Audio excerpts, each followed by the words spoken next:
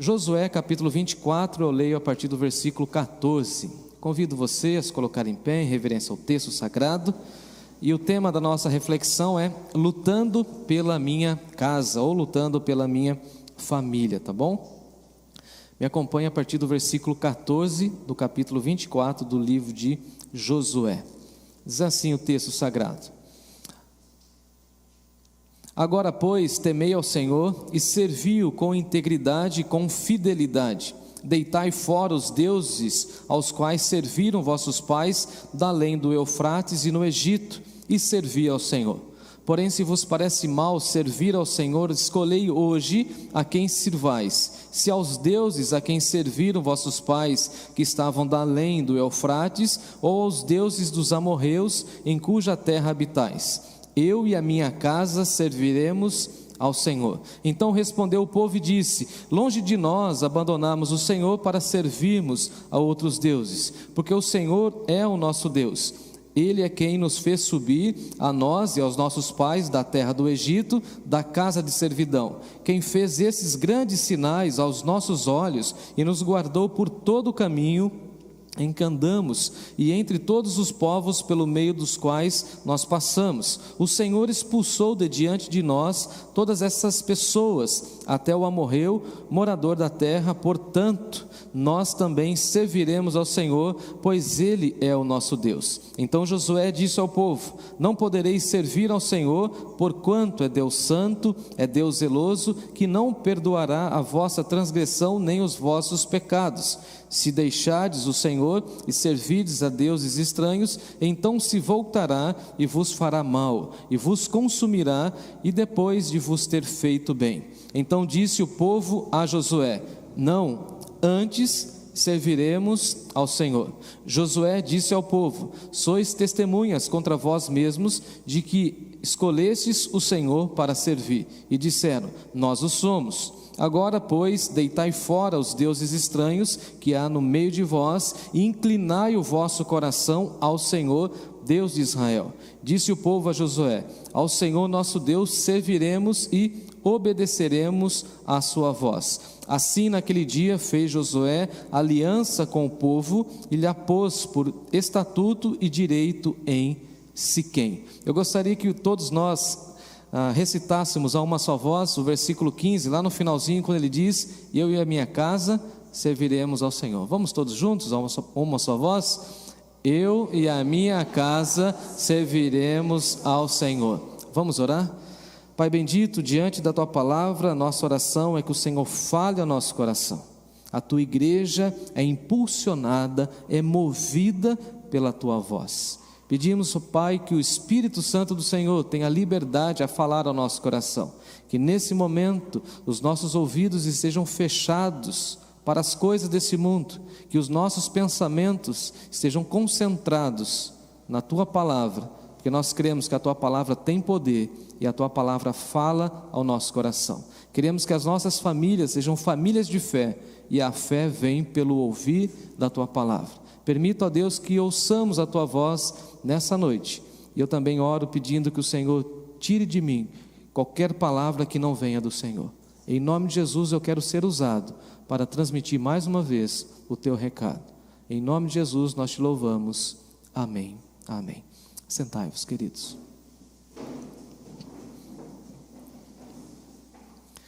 O meu tema é lutando pela minha casa. Nesse mês que passou de maio, nós falamos e conversamos muito a respeito da família, porque família está no coração de Deus. Família é a primeira instituição que Deus cria. Então, se Deus criou, Deus ama a família e deseja que todas as nossas famílias caminhem bem, e nós precisamos ter o entendimento de que a nossa sociedade precisa de famílias fortes, e a igreja precisa de famílias fortes para que a igreja continue o seu trabalho. Mas nós estamos diante do momento extremamente difícil, em que a família recebe muitos ataques, onde a família recebe muitos bombardeios, e nós estamos aqui dizendo que a instituição família não está falida e não está fracassada, porque a nossa sociedade tenta colocar diante de nós, ou diante da nossa realidade, que não existe mais família, a questão de casamento. E quando nós falamos de casamento na nossa sociedade, as pessoas já torcem o nariz, já ficam olhando para a gente de uma maneira diferente. Eu recebi muitos ataques aí nas redes sociais por apregoar e pregar algumas mensagens que falei aqui de vários conceitos que Deus coloca para nós a respeito de família, mas tudo isso parece que está em desuso, está fora de moda, mas nós cremos na palavra de Deus, amém? E cremos na família, e cremos na igreja como família de Deus. Então veja que o Novo Testamento aponta para a igreja como família de Deus, e a família de Deus é constituída por várias famílias. Então nós estamos diante de diversos casos, eu quero crer que os irmãos têm consciência disso, de lares destruídos. Você conhece um lar que nesse exato momento está destruído, acabado? Conhece? Você conhece pessoas que já perderam a paixão pela sua casa, pela sua família? Você conhece alguém que, por exemplo, já desistiu do seu casamento, não quer mais lutar pelo seu casamento? Como diz a palavra do Senhor, e próprio Jesus disse que os corações estão endurecidos. Você conhece alguém assim? E nós conhecemos tantas pessoas assim, tantos lares desabando. E quando isso acontece, quem se alegra é o diabo, porque o diabo não tem família, e nós precisamos lembrar disso. Agora, quando um lar, quando uma família é restaurada pelo poder de Deus, quando a família é triunfante, quem é honrado? Quem é glorificado? O nosso Deus. E por isso temos falado, e por isso temos incentivado a convivência familiar, essa relação íntima da casa, da família. E aí nós podemos olhar a Bíblia, por exemplo, em Gênesis, lá no capítulo 4, nós temos o primeiro relato de homicídio. E o primeiro homicídio que a Bíblia relata, o início da humanidade acontece na onde? No seio de uma família.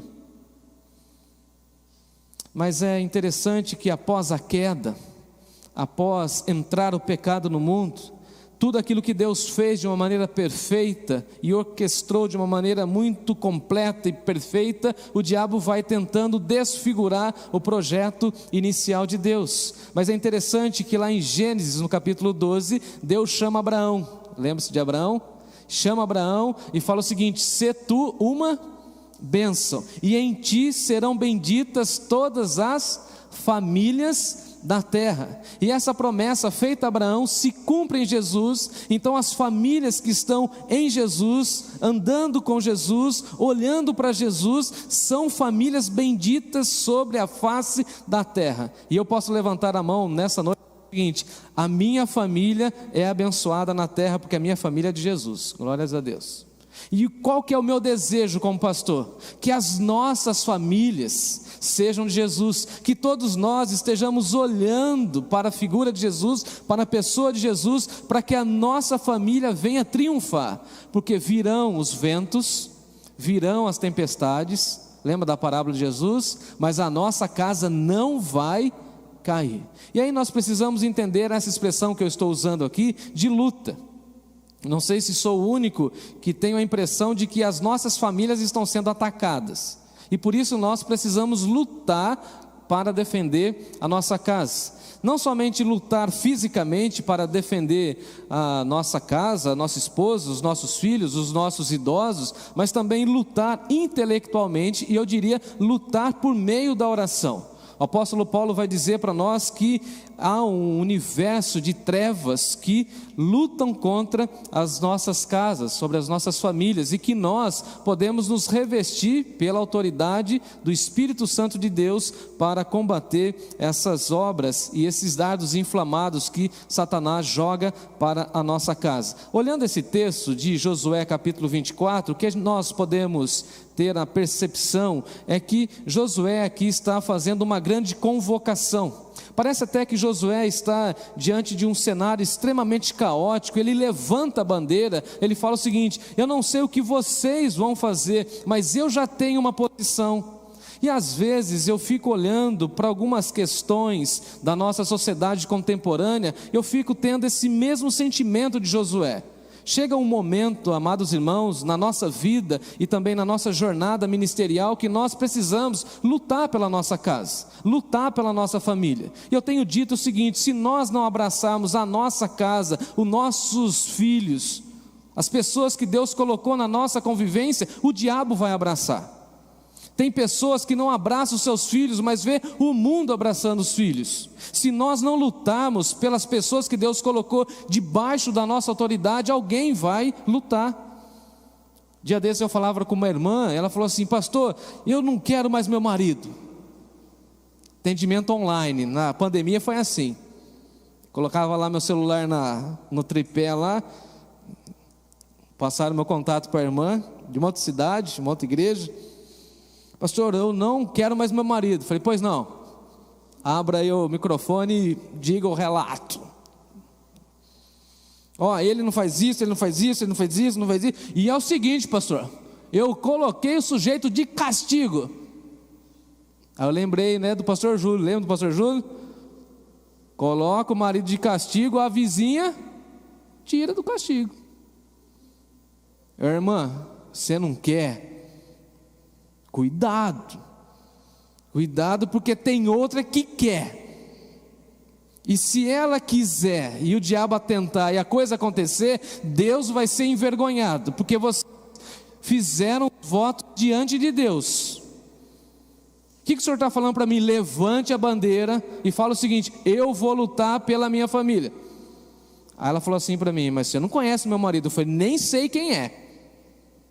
Quero que a irmã entenda uma coisa: precisamos lutar pela nossa família. Se nós não lutarmos pelos nossos filhos, alguém vai lutar por eles. E essas pessoas que estão aí teoricamente lutando pelos filhos, falando em educação, particularmente, eu não confio em ninguém. Parece que é esse sentimento que Josué tem. Ele faz uma grande convocação. Josué está completamente indignado com aquilo que está acontecendo. E a pergunta que eu fiz ao texto é o seguinte: o que estava acontecendo? Idolatria. E a minha pergunta para os irmãos é: o que acontece nos nossos dias de hoje? Não é uma sociedade que está idolatrando muitas coisas e não adorando a Deus? Por exemplo, nós hoje estamos idolatrando o dinheiro. Tem muita gente que idolatra o dinheiro, vive em função do dinheiro, vive em função do materialismo, só querem ganhar, guardar, reter.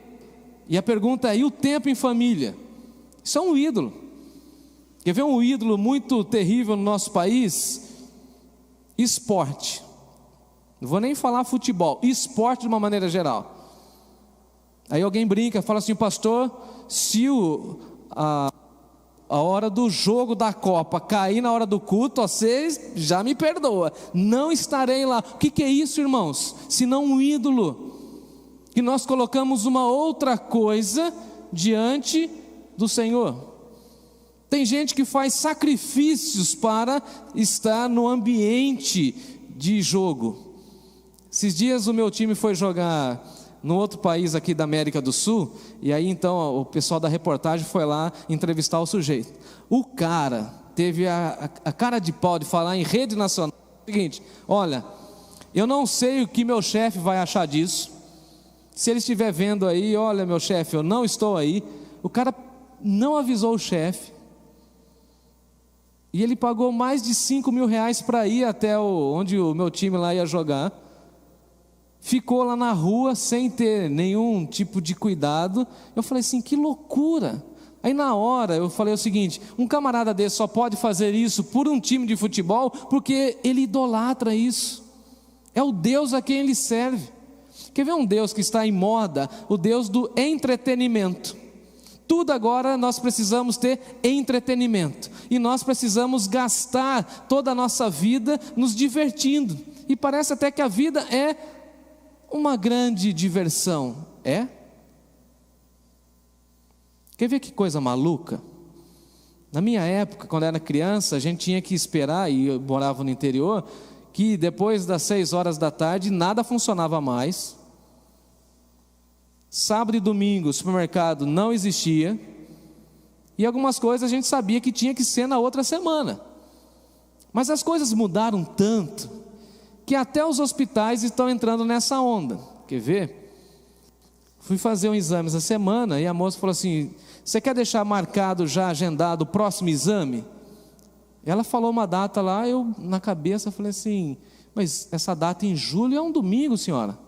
Eu falei: é domingo. Domingo o senhor pode vir aqui, fazer o exame clínico. Eu pensei na hora, mas domingo é o dia do Senhor. Veja que nós estamos até invadindo um outro dia. Ela falou assim: mas não tem problema nenhum. O senhor dorme até umas 7, 8 horas.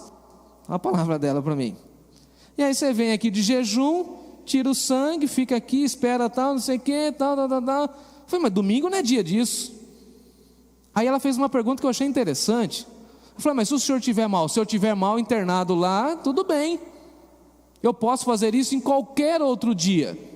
O domingo, pelo menos na minha concepção, é o dia que eu devo estar na casa de Deus, com os meus irmãos, com a minha família, prestando culto a Deus.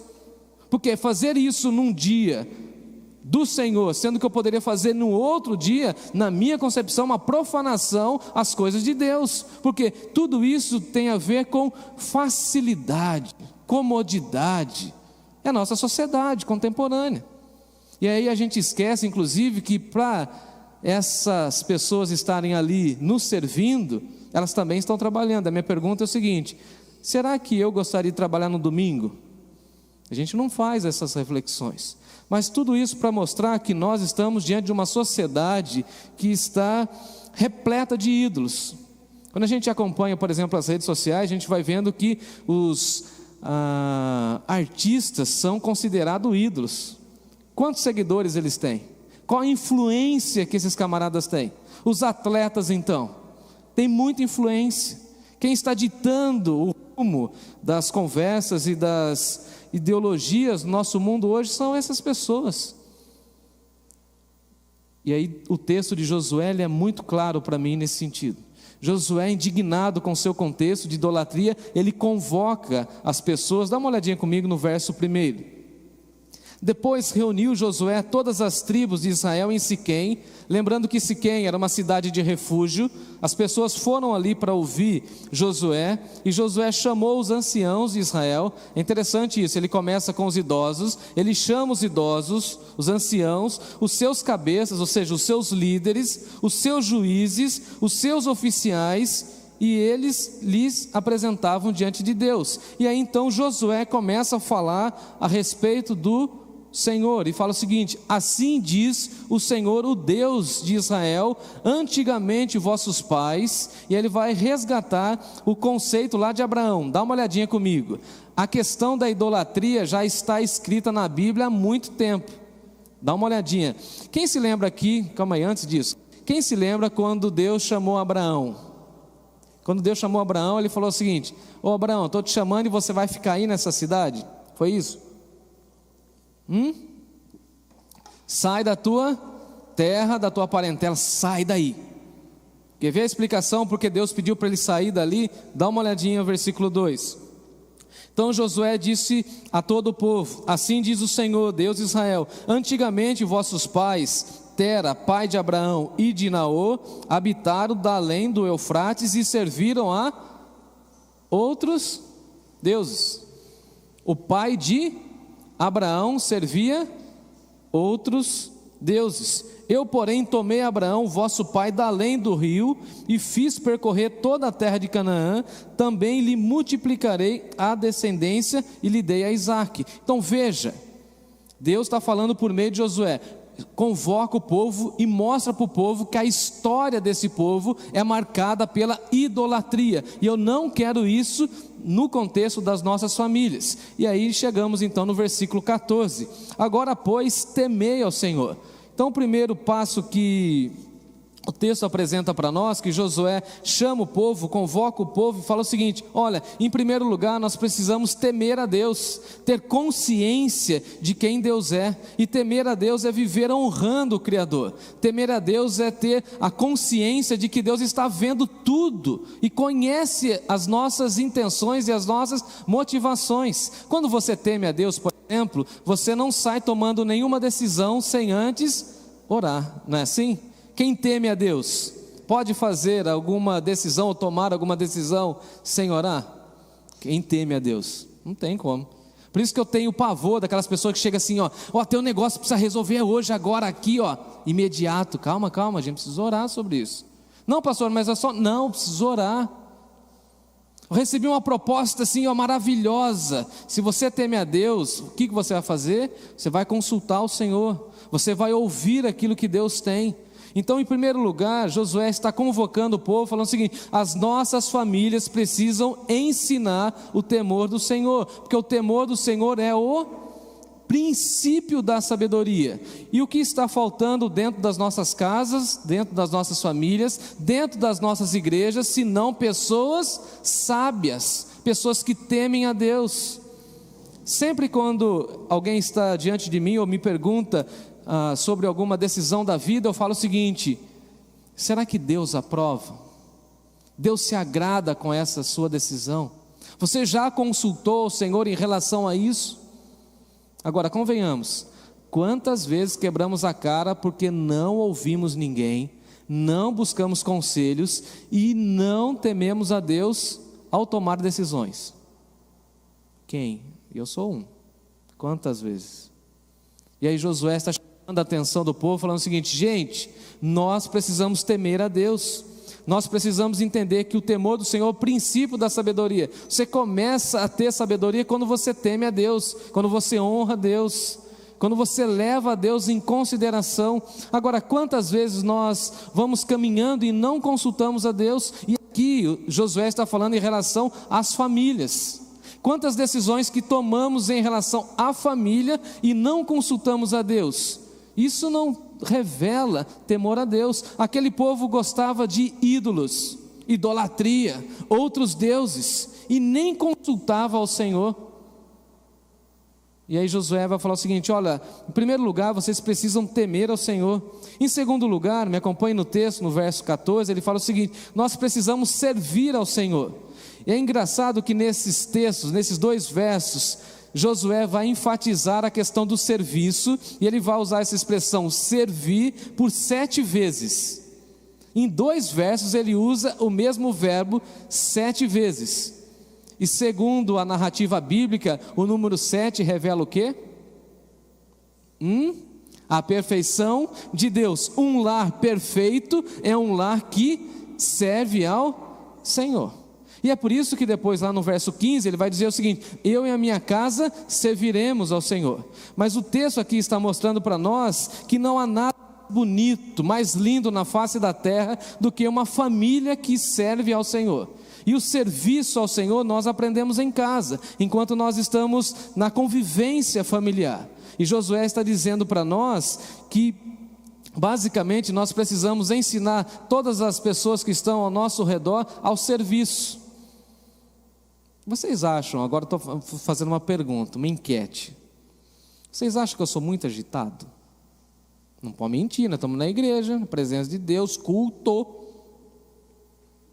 Porque às vezes as pessoas querem enganar o pastor também, tem isso? Não, vamos agradar o pastor. Aquele puxa a minha orelha lá da frente. Vocês acham que eu sou muito agitado? Sim ou não? Meio intenso, meio rápido. Agora, imagina, você acha que, pergunta, você acha que eu, Jefferson, gosto de gente acomodada? Você acha? Se tem uma coisa que eu fico louco da vida é com gente acomodada. Eu falo assim: vamos. Lá no passado eu errei muito porque queria que ninguém ficasse demorando naquilo que eu pedi para fazer. Eu ia lá, fazia. Mas só que nós precisamos ensinar o povo a servir.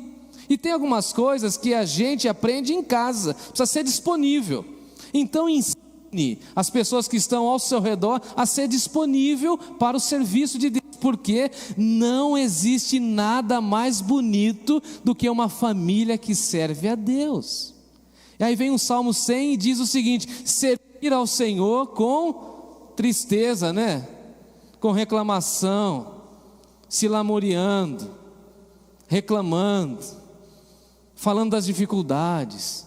Não, servir ao Senhor com alegria, apresentai-vos diante dele com cântico. Se for para fazer alguma coisa no reino de Deus e ir reclamando e murmurando, não faça, não faça.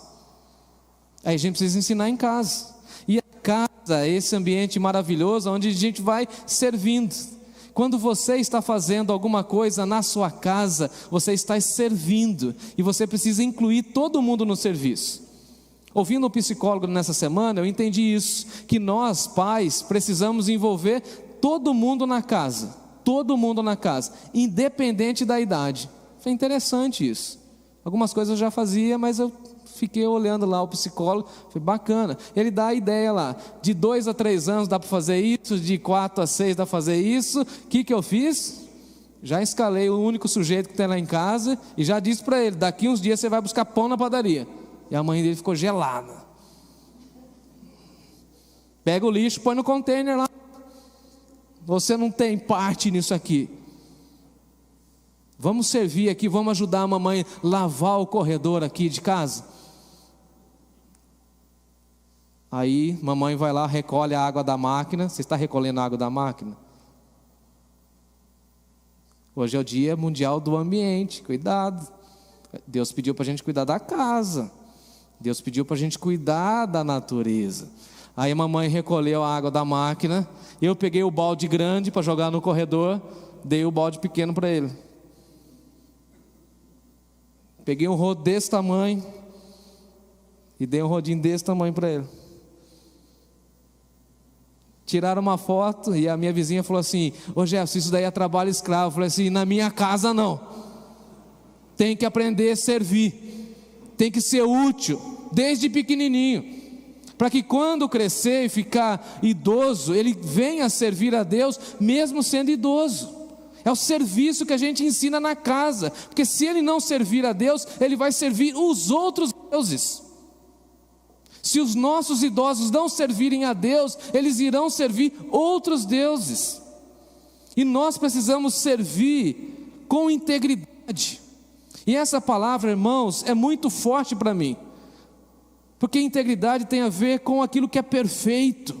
Precisamos fazer para Deus de uma maneira íntegra, perfeita, que pode ser provado no fogo, que pode ser recuperado, que não perde a sua essência, que é puro, que é santo. Isso é integridade. Pessoa que fala uma coisa na sua frente e vive aquilo nos bastidores, isso é maravilhoso, isso é integridade. Então precisamos servir ao Senhor com integridade, sem falsidade. Precisamos servir ao Senhor com fidelidade. Onde a gente aprende isso? Em casa. Porque ninguém conhece melhor a gente do que as pessoas que vivem debaixo do mesmo teto. A gente até consegue enganar as pessoas, a grande massa, a multidão. Mas as pessoas de casa, da intimidade, a gente não consegue enganar. E quando a gente toma uma repreensão madura de alguém que é íntimo, isso nos faz pensar. Veja a responsabilidade que nós temos com as pessoas da nossa casa. Vamos servir ao Senhor com integridade, fazer com dedicação. Minha mãe foi muito dura comigo nesse sentido. Vamos levar as coisas de Deus a sério. Mãe, eu sou uma pessoa séria. Não, a sério. Eu entendi o que eu estava dizendo. Eu estava fazendo as obras sociais quando eu era adolescente, mas de uma forma assim, meio dividindo o meu tempo. O que ela queria dizer? Levar o trabalho de Deus a sério é a sério. Tem integridade, fidelidade. E fidelidade aqui poderia falar muita coisa, mas o tempo está caminhando. E aí o povo diz o seguinte: não, Josué, nós serviremos ao Senhor. Dá uma olhadinha comigo, versículo 16. Olha o que o povo diz: longe de nós abandonarmos o Senhor para servirmos os outros deuses. Nós nunca faremos isso. Isso seria uma loucura, Josué. Nós não vamos servir aos outros deuses. Longe de nós. O que eles fizeram depois no livro de Juízes? Me explica. Quando Josué morreu, lembra de Josué? Quando ele morre, a próxima geração que vem depois de Josué não conhecia a Deus. e foi servir o quê?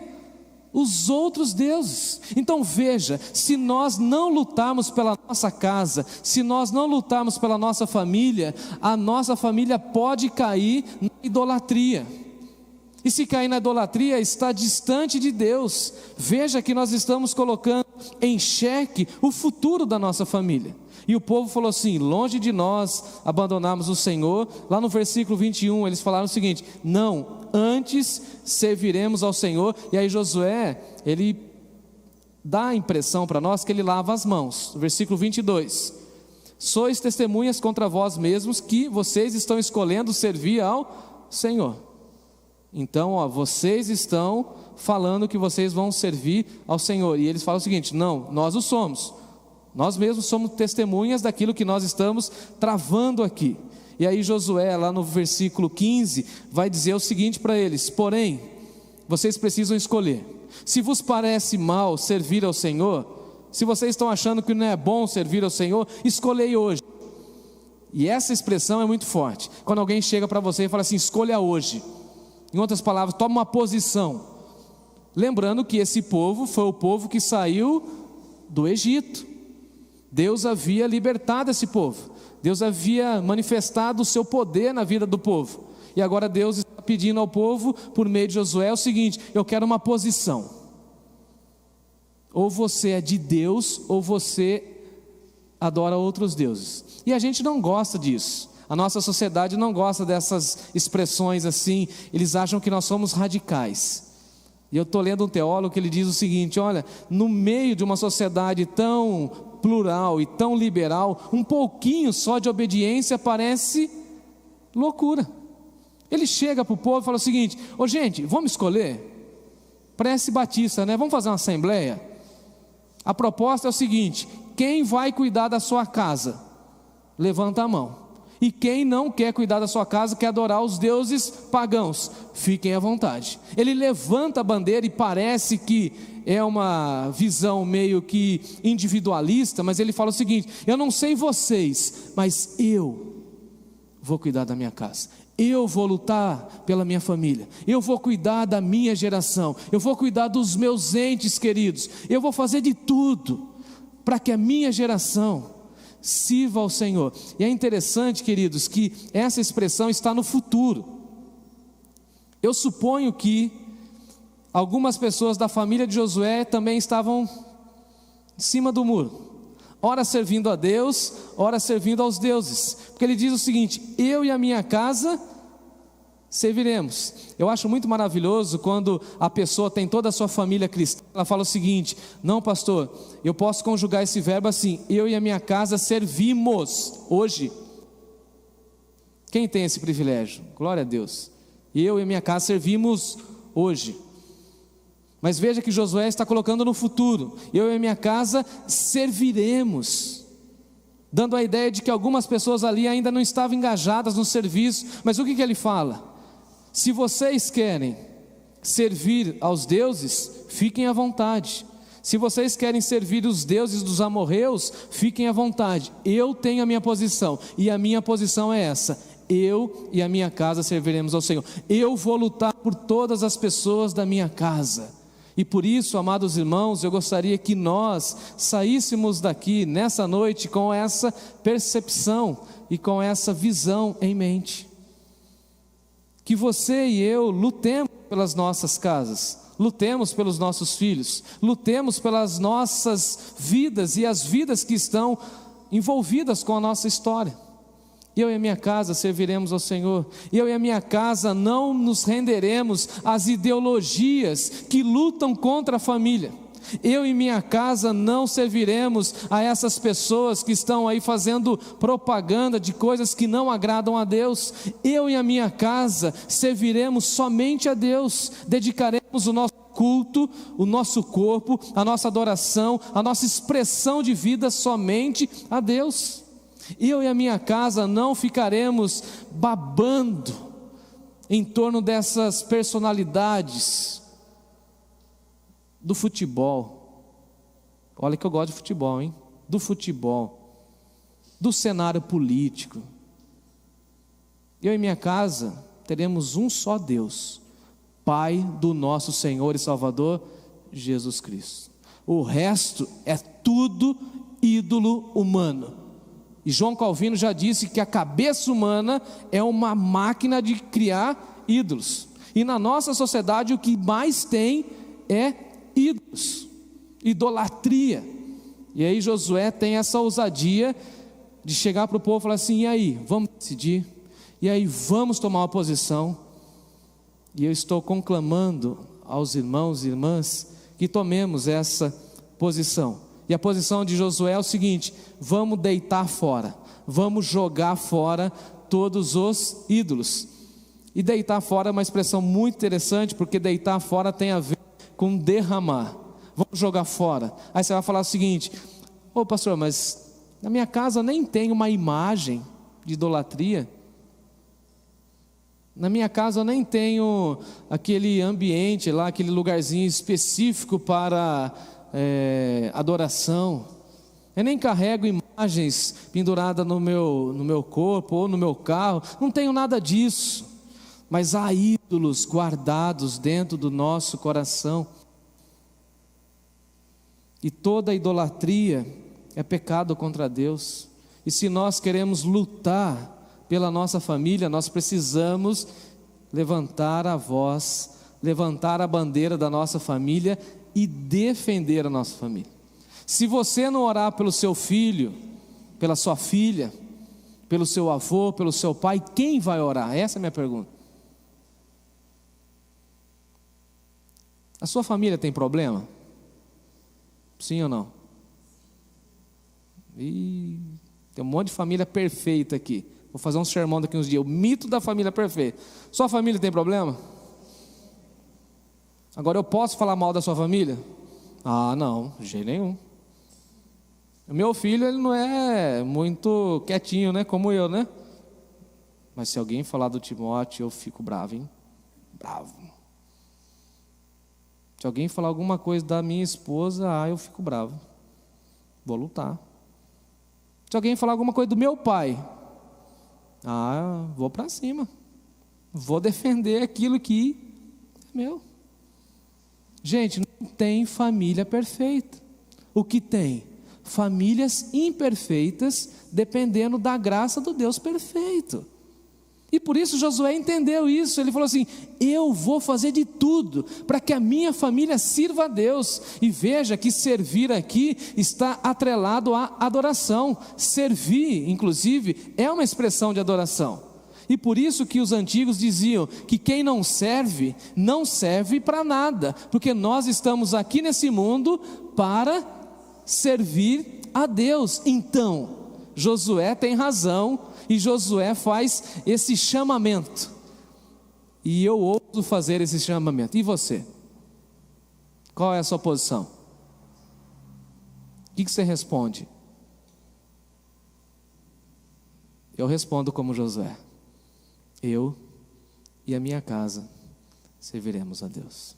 Eu vou fazer de tudo para que a minha próxima geração sirva a Deus.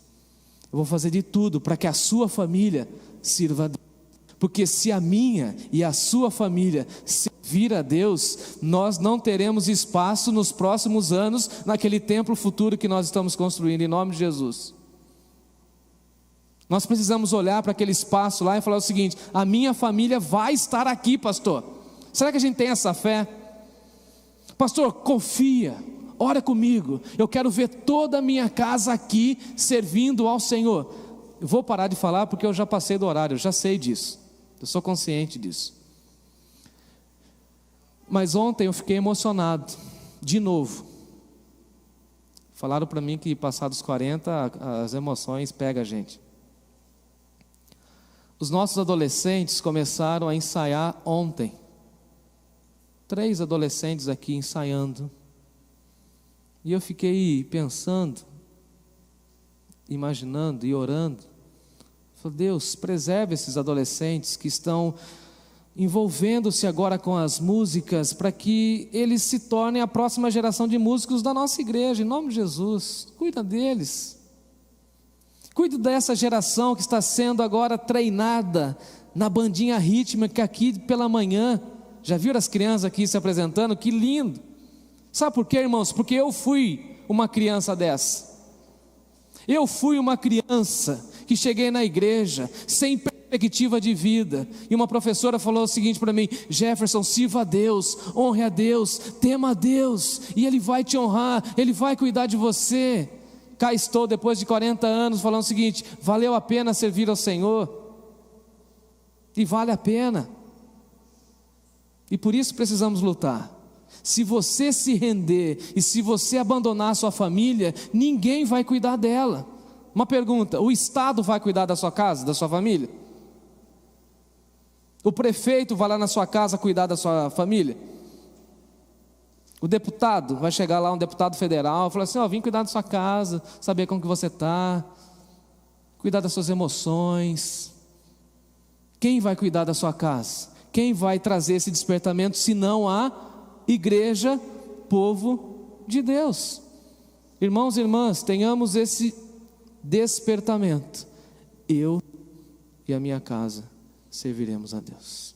Eu vou lutar por isso, e lutar para que toda a igreja sirva a Deus com integridade e com fidelidade. Em nome de Jesus, eu paro por aqui.